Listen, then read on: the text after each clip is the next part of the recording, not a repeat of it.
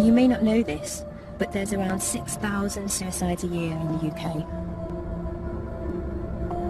And every year, there are thousands of people like me who are left behind. And we often feel isolated, as if we shouldn't really talk about what's happened. Luckily, I have a family for whom talking has never been a problem.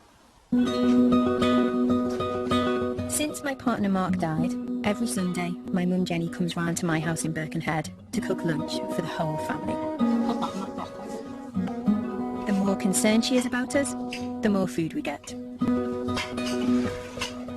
What are you cooking? Roast lamb, roast potatoes, creamed potatoes, new potatoes, carrots, cauliflower, broccoli, managed two types of peas, garden peas, mushy peas. So we'll go for the low carb option today. Oh, definitely. Don't mad on a Sunday. We are very close family. Yeah. Which stood us in good stead, because when the whole situation around Mark happened, it kind of, that became just really pivotal to everything. It was such a big shock, because we'd had a conversation the night before, haven't we, about Christmas dinner and what we were cooking and where we were having it. All right. All right. Come on, dip your crown into the peas. A lot's changed in the last 11 years. Oh, yeah, good, thanks. I didn't have a career then. Hi, how are you doing? I work in the art world now. I've got a new partner, Dwayne. And my youngest son, Benjamin, is 14 years old. He was 3 when Mark died. Alexei was 13. He's just turned 25. Yeah. We often talk about Mark. We want them to remember him positively and not just because of that one night. We wanted the boys to grow up and for it to be about how Mark lived and how funny he was and how he thought he was an amazing cook and he probably wasn't, and how he thought he was an amazing musician and he probably wasn't. Musician he was. But we wanted it to be about that, didn't we? We didn't want it to just be about... good memories, not about... Well, not just about how he died. It was really important. It was how we lived. Thank you. Dwayne, where are you going in between the kids? I'm going Are you going in between the kids? When this happens to you as an ordinary person, as an ordinary family, very, very quickly you become aware of the stigma attached to somebody taking their own life.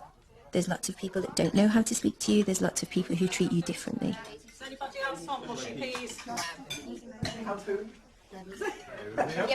I think the only way that we can help to challenge the stigma and deal with the legacy of this is to be really honest and open.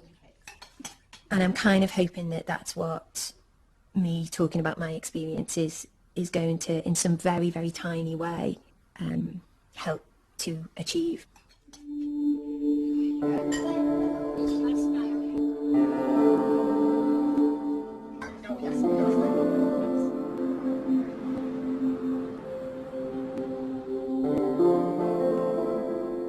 I think we were probably both 16 in this picture, and it was when we kind of not long started dating, and we thought it would be great to go on this day out to Southport, I think it was.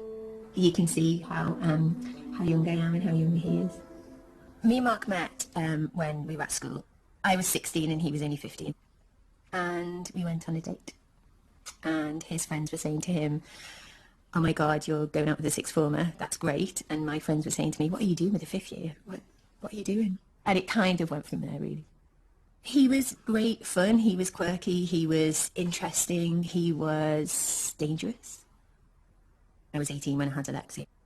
At that point, we kind of thought we knew it all, and actually you look back and we didn't know anything, we were kind of just muddling our way through. And then this picture is just Mark and me and Benjamin. Benjamin was born when I was 29 and Mark was 28. Me now look back and I think, was that time of excitement and kind of hope really? Was that just a sticking plaster? So the relationship building up to Mark's death, I was feeling very restless. We'd always kind of managed to talk through things. So we talked about it a lot. We talked about the fact that I was feeling as if I was kind of almost claustrophobic. We decided that we were going to live separately for a little while. if I'd have realised the potential consequences of then what happened, maybe I wouldn't have said anything. Maybe I would have just continued things and kept quiet. Who knows? It's hindsight's a wonderful thing, isn't it?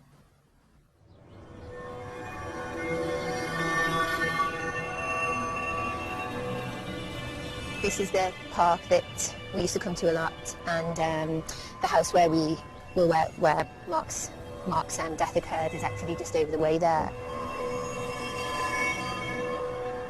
I haven't been back here for years. It's mixed emotions, definitely. On the day that Mark actually died, I had just started a new job. The boys went off to school, and Mark normally left just before me, but actually I left first that morning. In the afternoon, I got a call from Mark's work saying that he hadn't turned in. And it wasn't until 6 o'clock that I actually managed to get hold of him on the phone. And he said, "Remember that I love you, and look, I'm really, really sorry." And I thought that he was apologising for the fact that he hadn't gone to work. I collected the boys from my mum's house and drove home. I walked up the path, put the key in the door, opened the door, and then as I opened the door, I could just see his outline. And at that point I realised that in fact Mark had hung himself in the hallway. And behind me I could hear the boys laughing. It was the most unreal, surreal situation. I find it hard to describe it really, because it was just something that never ever enters your head in your wildest imagination.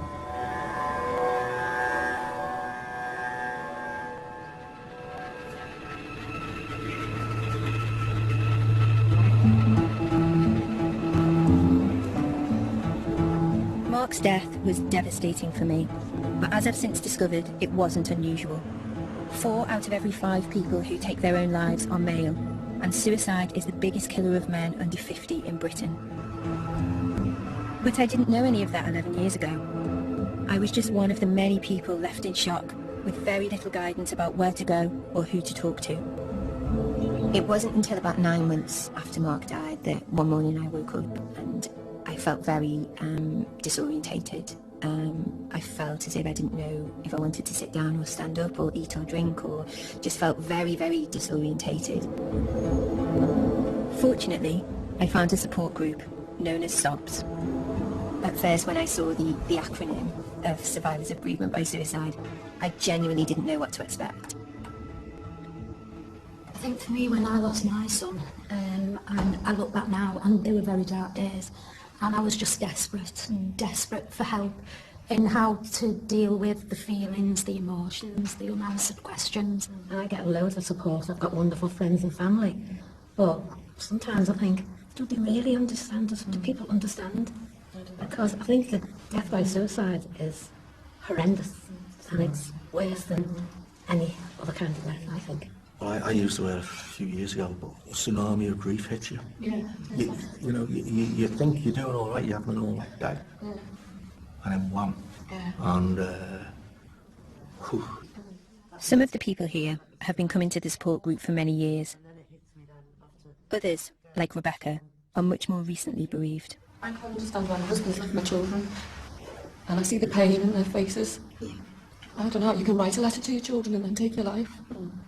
how old are they? They're 14 and 18. How old have they been? 5 weeks. It's just very recent, isn't it? Yeah. I feel guilty in that I should have recognised that he was in that dark place, and I feel that partly responsible for not perhaps understanding when he was a bit low, but I never thought he'd ever do this. My son, there were no signs whatsoever. No. As a mum, you question yourself, like, have I been a bad parent? What have I done that's, made him do this? But there were no signs. It was just like that.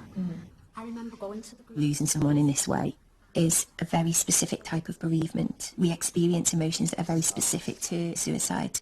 And it doesn't follow a natural pattern. There's no book that is going to say to you, you're going to go through this process, your grief is going to follow this path, and this is what you're going to experience at this time. It's literally that you can feel different emotions from hour to hour, from minute to minute sometimes. It is different. And that you can go for a little bit and you're all right, and then all of a sudden it smacks you again. What you're supposed to do is just stay in bed all day and just hope it's all going to go away. You feel like that? Because believe me, I do. And yesterday I thought to myself, what is the point? What is the point to all this? There's something about being bereaved by suicide and the fact that that person that you loved and that you knew, or you thought you knew, has taken their own life by their own hand. Coming to terms with that can be very, very difficult and can be a very long road. If my husband had had a heart attack, been murdered, knocked off his bike, although it would have been desperate, I could perhaps, it was out of his hands. But it's the thought that that morning he got up, he made me a cup of tea in bed, he had his breakfast, he washed his dishes, he emptied the dishwasher, he drove to work, and 3 hours later he was dead. And that's what I find very, very hard to understand. Grief is unbelievable. I can't tell you how painful the grief. It's like if you've ever lost your wallet, or something happens and you get a shock, your heart stops. That's it, but it's constant. And I want the world to stop, but it's not. It's carrying on, and that's it's very, very, very, very strange. When you openly talk about suicide, people are frightened of it, and that's not because people don't necessarily want to understand it. It's because for a long time those conversations haven't been happening.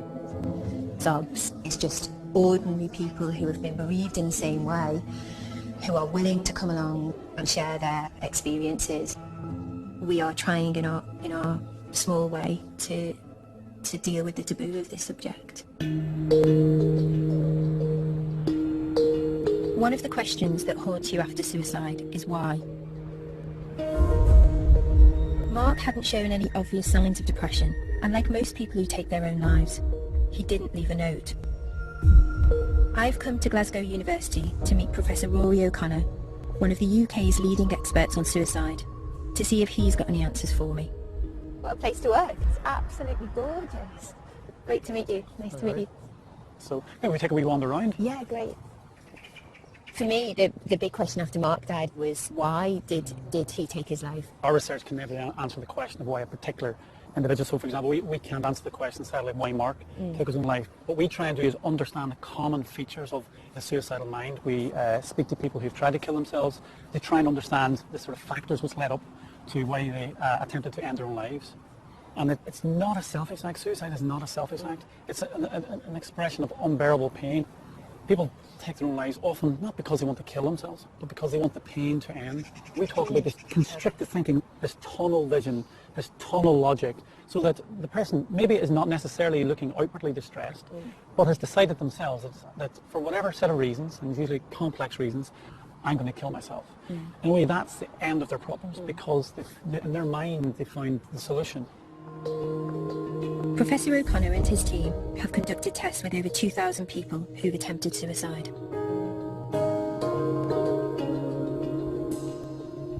I'm going to play it gradually harder. I'd like you to say stop when it first feels uncomfortable. Let's just take it for a second, Karen. So this is a pressure meter, or an algometer. We exert pressure on people's hands, and what that does is get some sort of objective measure of pain sensitivity. Because what we think might be going on is that people who attempt suicide have a higher pain threshold. They can put up with more physical pain than the average person. Yeah, so this is a measure of pain tolerance. Okay. Stop when you feel it's becoming too uncomfortable to continue. Stop.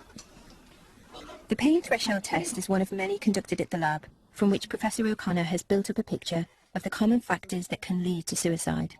But this is us trying to piece together the sort of pathway to suicide. How is it that some people develop suicidal thoughts and others don't?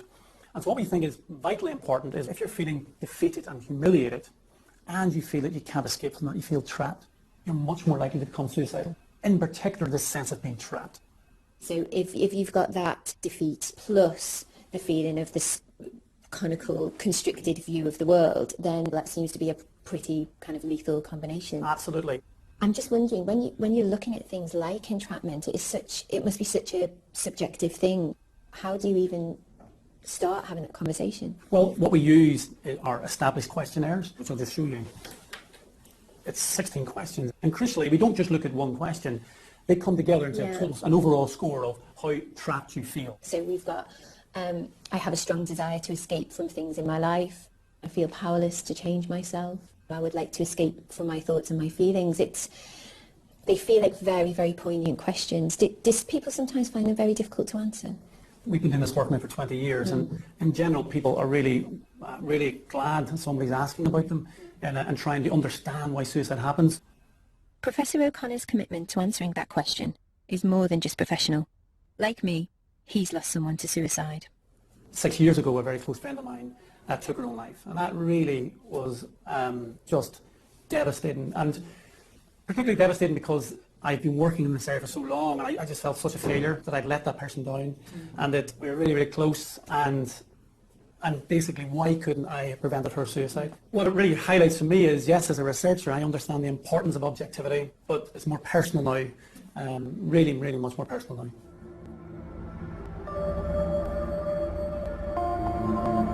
When Rory described how in the suicidal mind, you know, that constriction of the worldview and how problems that you or I may consider as small may be magnified within that constricted view and may seem insurmountable. I could just kind of feel myself really, really relating to that and just wondering whether that was how Mark's view of the world had changed.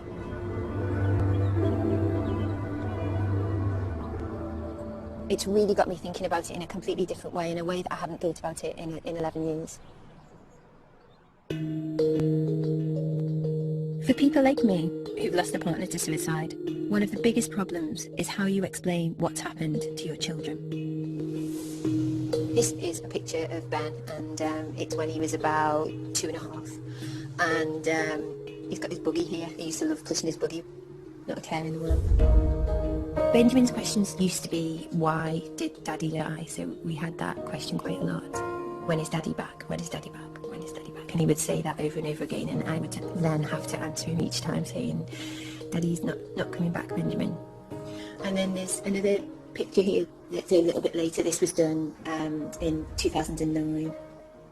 And then at about 5, I think it was, instead of saying to me, why did Daddy die? He said, how did Daddy die? So that one word completely changed the question. So I said to him, do you know when Mummy tells you that you can't tie a scarf around your neck tight? Why do I tell you that? And he said, because it'll stop me breathing. And I said, well, Daddy knew that if he tied something very, very, very, very tight, that it would stop him breathing and he would go to heaven. So that's what happened to Daddy. And he said, okay. I just remember that moment. It took me a few minutes to get myself together and be able to actually look at him. My fear for the boys was that although I always wanted to talk very openly about their father with them, I also didn't want it to become an option for them.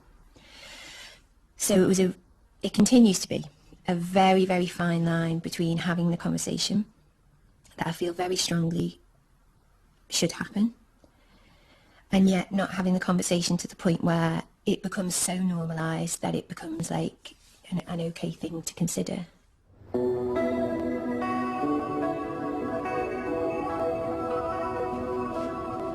Talking to my boys about their dad's death wasn't helped by the wall of silence around suicide.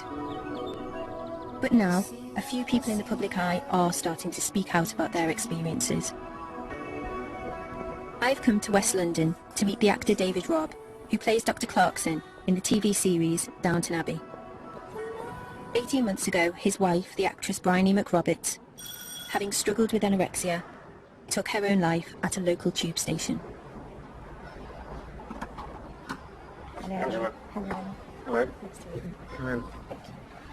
Can I interest you in a tea or a coffee? I would love a cup of tea, please. That Right. would be great. Come through Thank to the you. kitchen. Thank you. That's great. Thank you very much. Do you want to come through? Yes, please. Yeah. I'll follow you. I don't know. I'm on your turf. These are sort of, well, random photos. So, this is Bryony about 5-6 years ago. Pretty lady. Absolutely beautiful. So she's about 50ish then. Wow. She doesn't look anywhere No. near 50. And that's the play that we met in. Betsy. So there she is, 18, me 28. We had this love scene.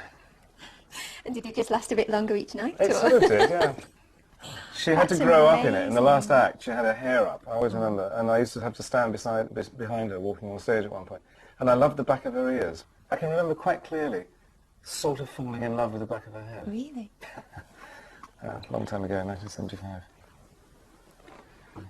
How long is it since your husband died? It's a little while now. It's 11 years. You found Mark, didn't you? Yeah, I did, yeah.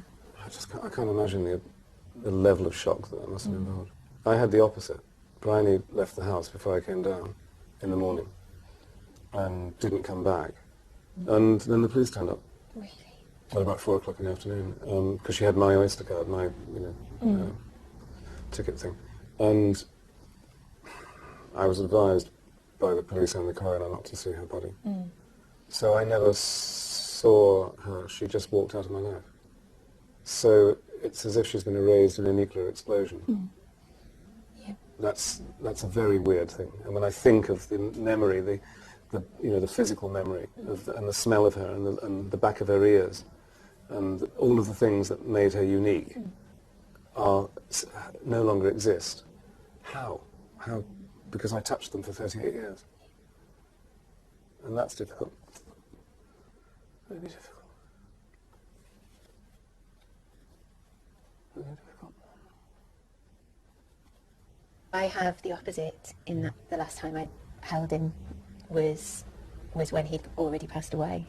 And so although my head can compute that it was, I know that it was very real and all of that, it still has that same surreal sense that you have. So it's small comfort.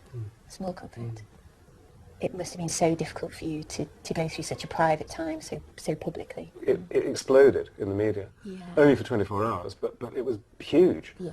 And you suddenly realise that it wasn't just the people that you invited to the funeral that were going to pitch up. There were going to be hundreds of other people. Yeah. And in some ways that was rather magnificent. It was stupendous. And if she'd seen, everybody said, God, if she could see. Yeah. I had a supermarket thing where a total stranger came up and said, I'm so sorry. I just want to say I've always used to see you and your wife in here on a Saturday morning, and I know what happened. I'm just so terribly sorry. Well, that's very touching as well. Yeah, of course it is. For me, 18 months was a really difficult time because it felt as if everyone else's life was carrying on. Well, everybody else And I gets think used that's to it. what I found. And they I should, found difficult. because it's quite right that people are getting on and not forgetting, but it falls into some kind of perspective, but it's not really falling into perspective for me. Yeah. You kind of think, so who was this person that I was with? Because she wouldn't have done that. And I don't think there's any real coming to terms with that. You just have to somehow live with it. Tell me it gets better. Yeah, I can absolutely promise you that it gets Really? better. Yeah, absolutely. I've lost the person who was a rock for me. In terms of taste and being a homemaker and a brilliant partner and a glamorous woman.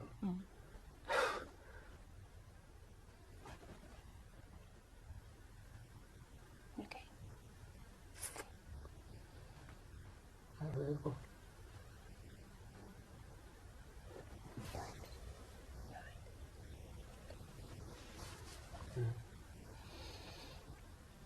So it goes round and round, doesn't it?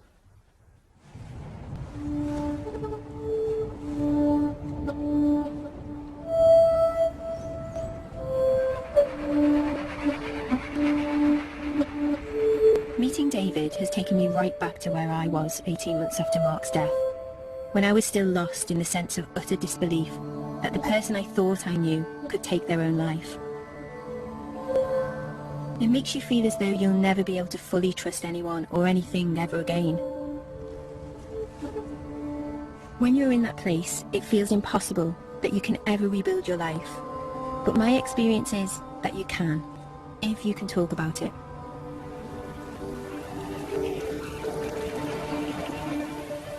"11 years after Mark's death, my oldest son Alexei feels like he's done all of his talking. His dad was a keen amateur guitarist, and Alexei now expresses himself as the drummer of the band, I Alone.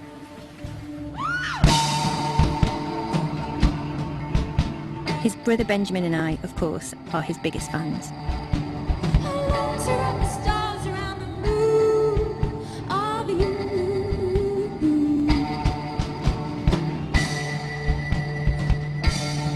Alexei started drumming when he was about 14.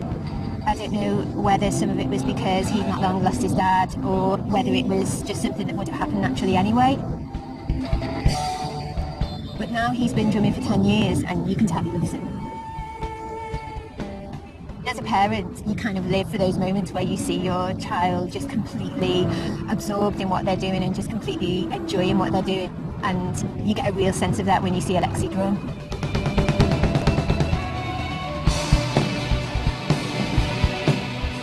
When he first started playing gigs, it was really, really difficult because when I used to go and watch him play, and it's kind of still the case now really, you do kind of wish every time he's on stage that his dad could see what he was doing really, because I think he'd be so proud of him.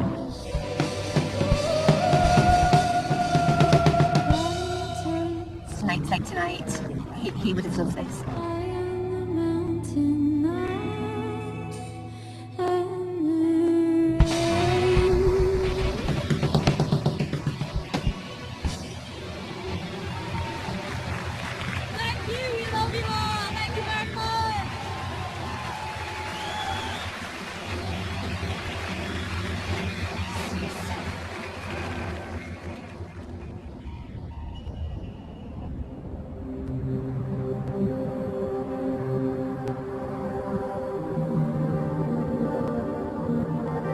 I understand now that there was a part of Mark that couldn't share how he was really feeling with us, his family. But I've often wondered whether things might have turned out differently if he'd been able to get away for a bit and speak to someone else. Here, in a residential street in North London, there's an organisation called the Maytree, which offers that option to people who feel suicidal. I've come to meet Angela Rodriguez, who's worked here for the last 8 years. Hello, is it Angela? It is, hello. Angela. Hello. Welcome to Maytree. Thank you so much.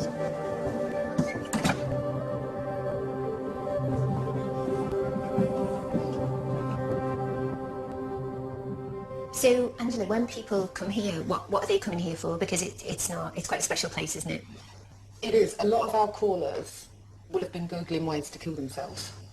Really? Yeah. We pop up at the top of the page and then they see Maytree and they'll have a read and they then have a think about it, then they'll call us. And is Maytree a one-off? Or is it, are there other Maytrees around the country, No. or is this the only one? No, this is the only one so far. What we do, we offer a safe space. We work with suicide. This is where you can come in and be honest without that fear of feeling judged or upsetting anyone. After an initial assessment, Maytree offers its guests a 5-day residential break from the pressures of everyday life.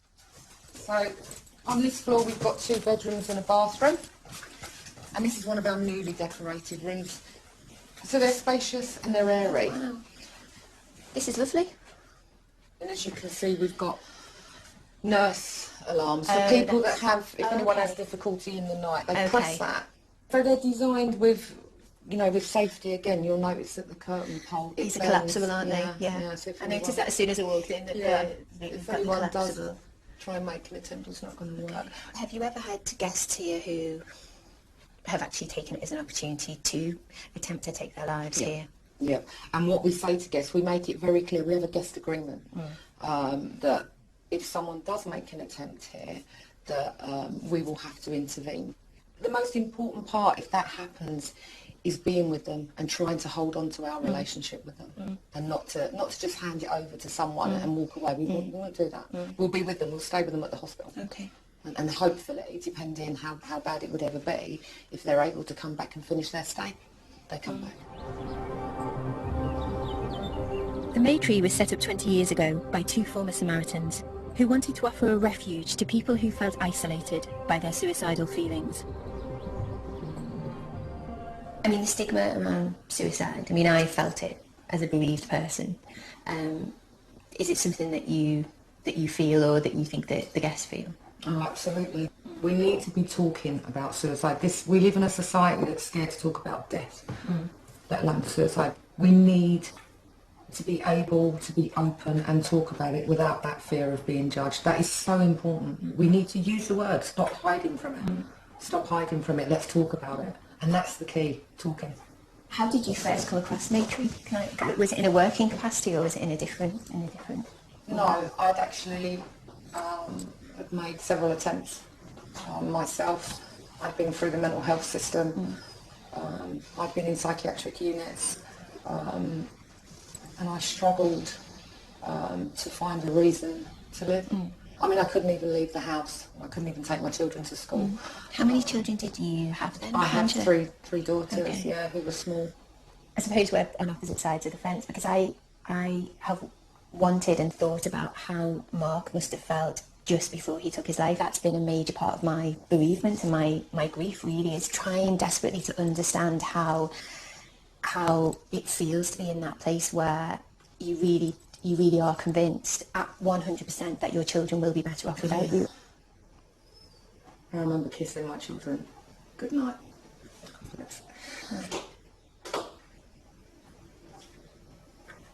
Sorry. Okay. And just thinking that they would be better off. That they would not have to watch their mother. Not cope. You are in a box, whichever way you turn. It's just blackness all around you. It's almost like being in, I remember times thinking, no, come on, there must be a way. And it's like being in treacle. You cannot move, you're rooted and the world's just whizzing past you. You can't see. And that's what's so important here, because for someone that's walking through this door that is suicidal, at that point, they may never have had contact with someone else that is suicidal. So when you see guests sitting down and talking, that also enables them to see that, wow, it's not just me, other people do suffer. And around this table, the conversation, it can just happen. It's very organic, it's very natural. It's just been wonderful to see this today, because you're doing amazing things here. Thank you.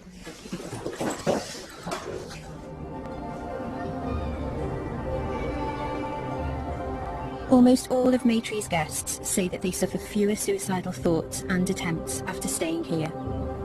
Which makes you wonder why, when suicide is such a big problem, this is the only house of its kind in the UK.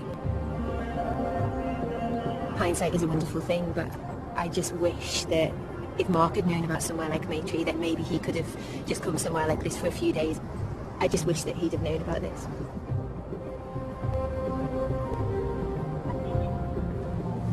If the stigma around suicide can make it difficult for adults to talk about it, imagine what it's like being a child.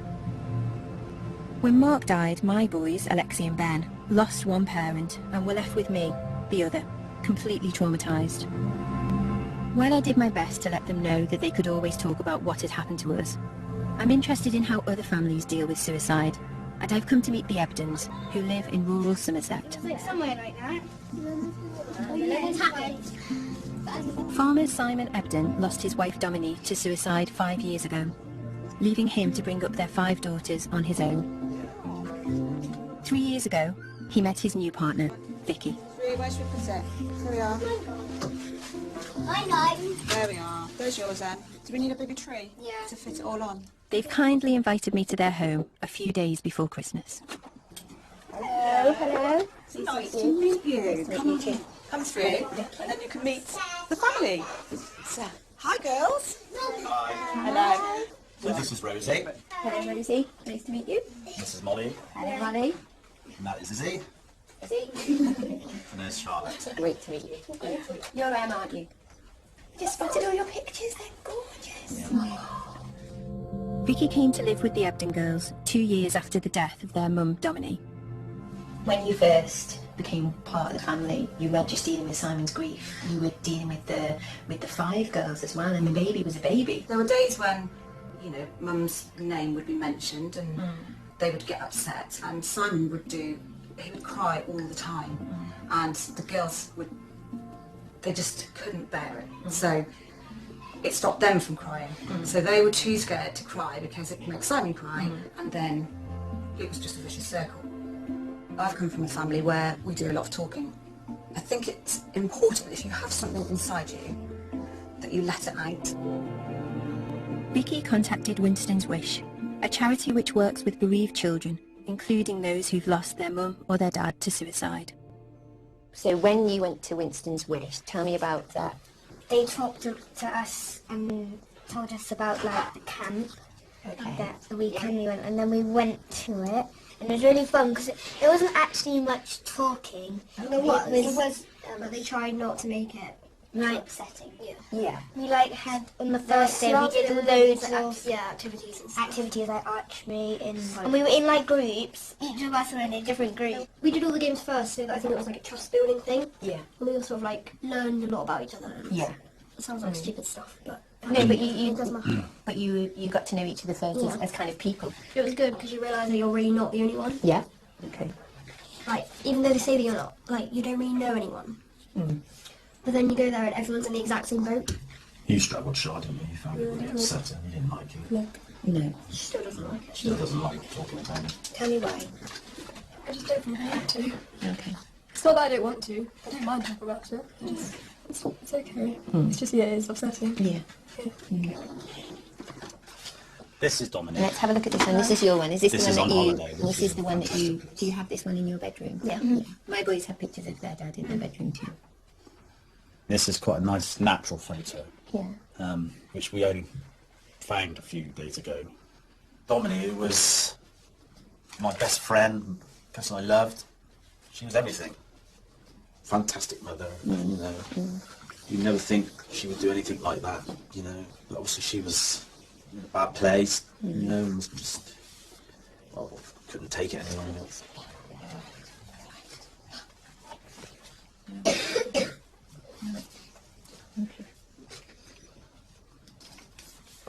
It's very sad.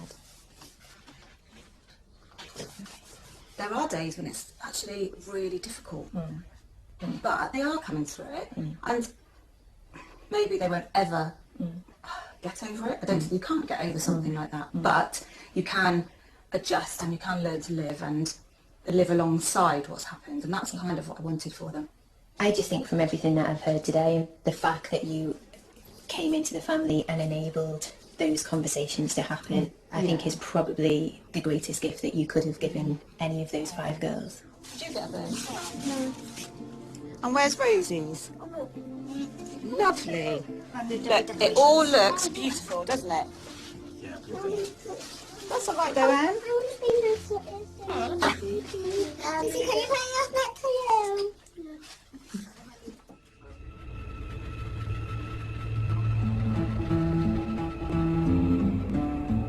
Before I go home for Christmas myself, I'm heading to Norfolk to meet a woman called Jackie Page.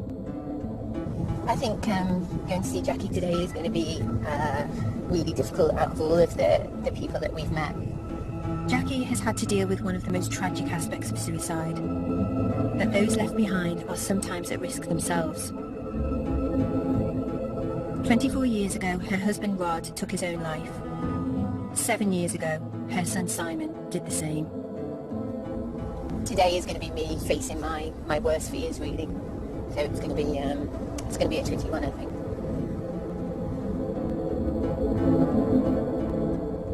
That was Simon when he was probably about 3 or 4 there with the snow with his rabbit, bless him.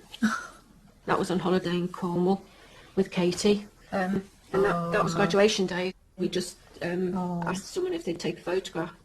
That was 2001, so it was 6 years later, almost to the day that he died. Yeah. Wow. You lost your husband Rod. He took his own life In 1990. In 1990. It was very, very hard when he died. I was left with 2 small children, an 8-year-old and a 10-year-old. Simon asked me a lot of questions about how Rod died, but those were questions that he asked me a lot when he was much older. I would say when he was only probably his early 20s. And I've regretted at times actually telling him because, he said, how did Dad die, Mum? And obviously Rod hung himself. And I think, was I too open? Did I but as a parent, I've always been honest with them and open in that way. He went down to London. He wanted to go into finance. And then his troubles began, really. He'd ring me virtually every day. He'd got anxiety and stress with the job, and he started to become ill. But anyway, he came home, and even though he was so ill, we had 6 amazing months, really. And I'm grateful that I had those 6 months with him. The day that Simon died, I came home, I walked in the house and his boots were by the door and I sort of, the light was on at the bottom of the stairs, and he was there, hand at the top of the stairs. I just went absolutely hysterical, and I remember holding him. It was just totally horrendous, absolutely horrendous. I mean, for me, listening to you now, it is. I knew today was going to be difficult because. Are you all right? Yeah. My worst fear is that, one of the boys would do the same thing. It really is my worst fear. You can't go through the rest of your life thinking that my circumstances aren't necessarily going to become your circumstances. I mean, there's no guarantees, is there? No. But if you keep talking to them, and I think that's the thing, really, you keep having the conversations, don't you? And you keep kind of, you keep the lines of communication open. Yeah. And so, where are you at now? Where am I at now? Yeah. I'm at acceptance with it. I don't want to accept it, but I can't change it. And I think when I got to about 2.5 years after Simon's death, I reached it. I used to go to his grave every day, but then I got to a stage when I was thinking about moving to Norfolk, and I just thought, you can't continue like this. You've got to change. And Norfolk's been a turning point for me. Really? I love it down here.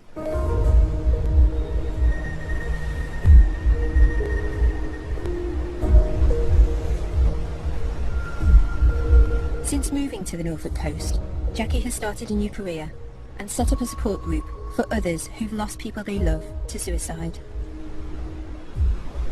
What did you hope to gain by moving here, Jackie? Peace of mind, I think. Time for myself, some reflection time. It's been a turning point, really. I love the place. I'm home now.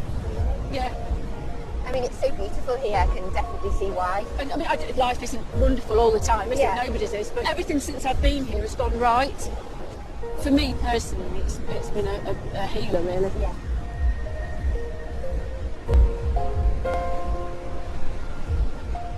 I knew today was going to be really difficult. Once Jackie started to talk about Simon, losing her son, I knew it was going to be emotional. But I think that, I kind of hadn't realised what an impact that was actually going to have on me.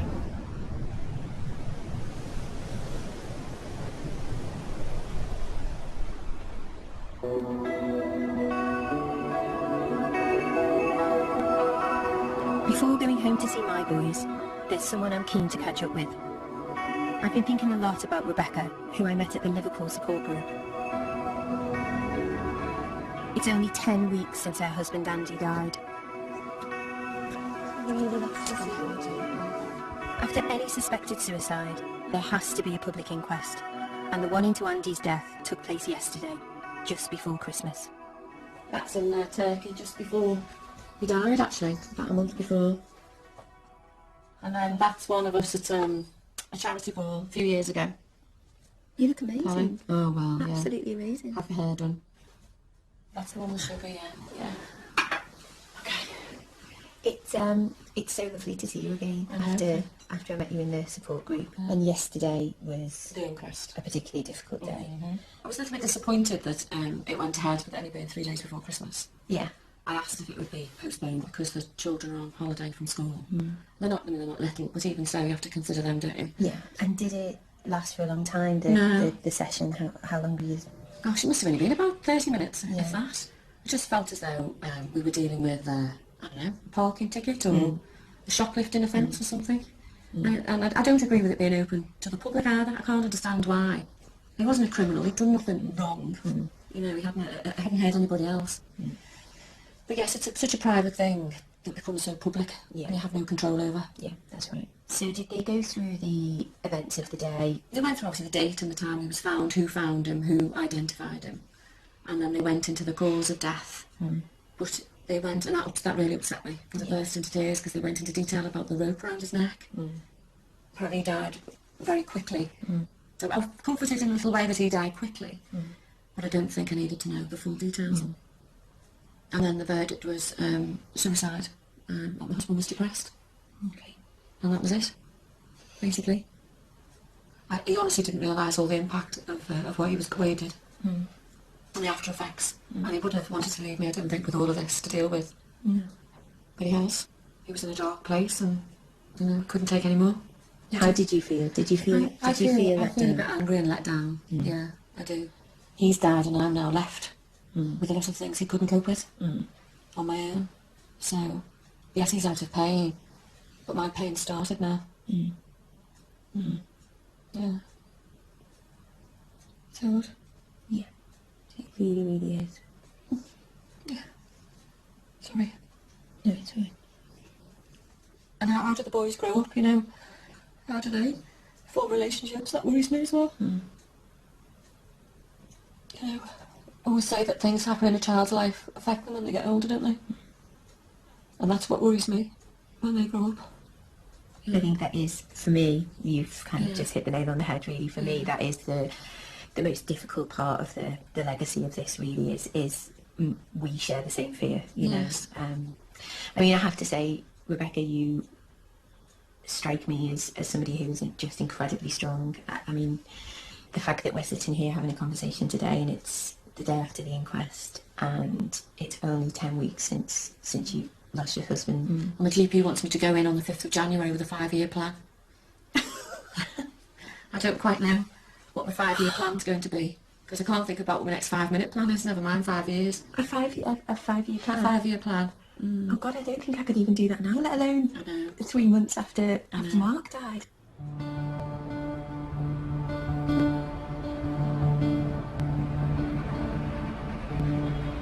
I've made it home to Birkenhead for Christmas. And while I'm still convinced that honesty and openness are the best way to deal with losing someone you love to suicide, when it comes to your own kids, you never stop worrying. I've been speaking to lots of different people and some of it's been quite upsetting. And it kind of just got me thinking about whether the fact that we'd always been really honest with each other and we'd always been able to talk about it, well, whether you felt actually we had always been able to talk about it. We have, I think. But yeah, on the whole, I think I've come to terms with it quite well. Yeah. Do you think you'll always have questions? No, I think I've asked all my questions. But again, I will ask the same questions because I forget the answers. You know what worries me about the way that Dad died, and it worries me that if you were ever feeling, you know, you kind of were struggling with anything, and I always say to you, don't I? Talk to you about it. Yeah. Do you think that because of what we've been through, you will always be able to talk to me about things? Yeah. I would always tell you, of course, but before I actually felt the need to do something. Yeah. So do you think that we're okay? Yeah. Do you think I did the right thing by telling you? Absolutely. Yeah. Positively. Thank you. You're welcome.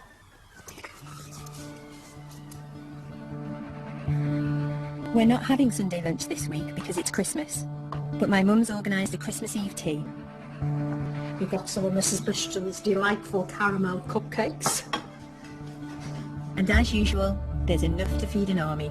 Ham, cranberry stuffing on plain ham and tomato and some plain turkey. There you go. Mark's death was the worst thing that's ever happened to us as a family. But 11 years on, like Benjamin, I think we're doing okay.